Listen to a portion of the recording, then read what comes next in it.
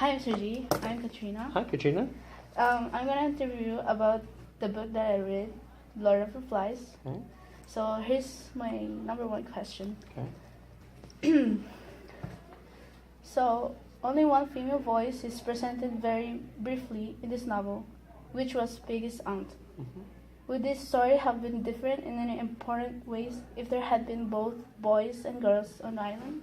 Mm-hmm. In other words, is this a story about the capacity of humans for violence, or is it a story about the male capacity for violence?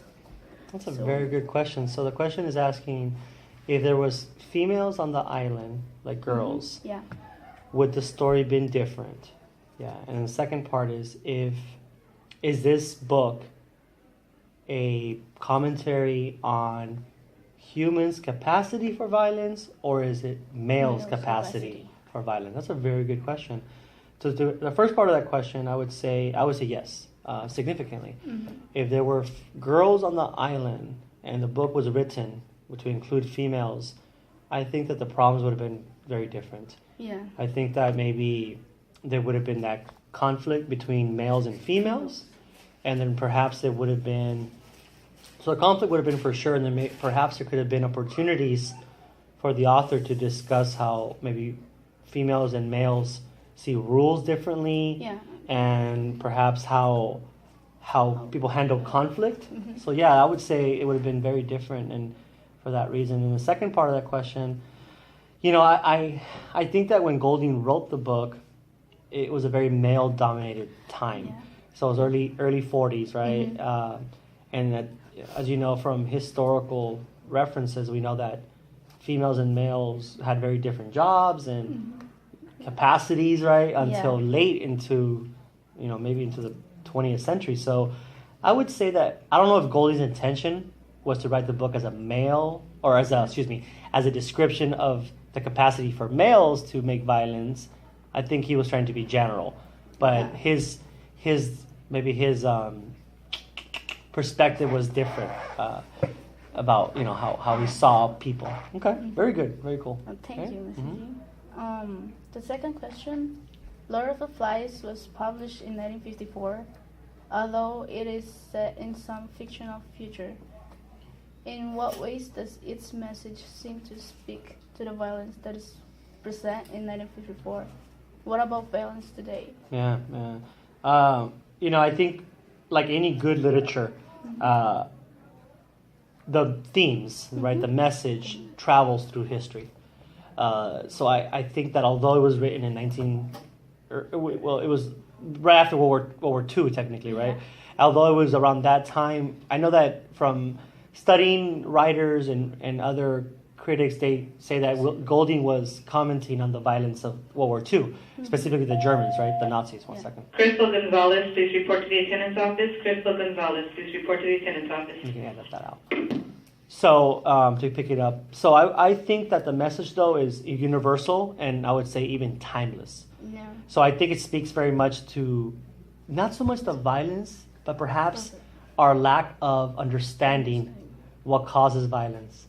Maybe things like in Florida, and if you saw things like people are frustrated and maybe they have lack of control, as you see from the book, right? There's situations in the book where some of the kids. So I think that the message, though, is universal, and I would say even timeless. Yeah. So I think it speaks very much to not so much the violence, but perhaps our lack of understanding what causes violence. Maybe things like in Florida, and if you saw things like people are frustrated and maybe they have lack of control, as you see from the book, right? There's situations in the book where some of the kids, as soon as they know they don't have to follow the rules, they can be who they want. But then also sometimes the rules causes people to behave a certain way. So I don't know. I think the commentary is interesting. I think, like, to answer your question briefly, it's a timeless theme. So the last question that I have, why does Golding end Lord of the Flies with the rescue of the boys? Does this ending change the realistic nature of the novel? I That's a good question. So, like, to kind of ask you the question, do you think that perhaps the realistic ending would have been that everyone dies? Mhm. Pretty much? Yeah. I don't know. I think perhaps there needed to be some closure. You could also say that the novel has a couple of endings in a way. Mhm. So one ending is obviously the very end, Mhm. but another ending is also maybe the death of Samuel, in the killing of Samuel. Maybe it could be like the ending of humanity, civilization, and the beginnings of savagery. So I don't know. I think that it just depends how you look at it. Of course, the simple ending of them being rescued, speaks to like maybe closing the story. Mhm. But also, if you think about it, remember the pilot or the Navy person that rescued Yeah, him? uh-huh. He asked them. He said something to the kids, like he can't believe what happened there. Mhm. I don't know. I think that's a commentary too. So like, I don't think the novel ends with simply a rescue. I think that the comments that the rescuers make, right, about what they see in the island is a real ending.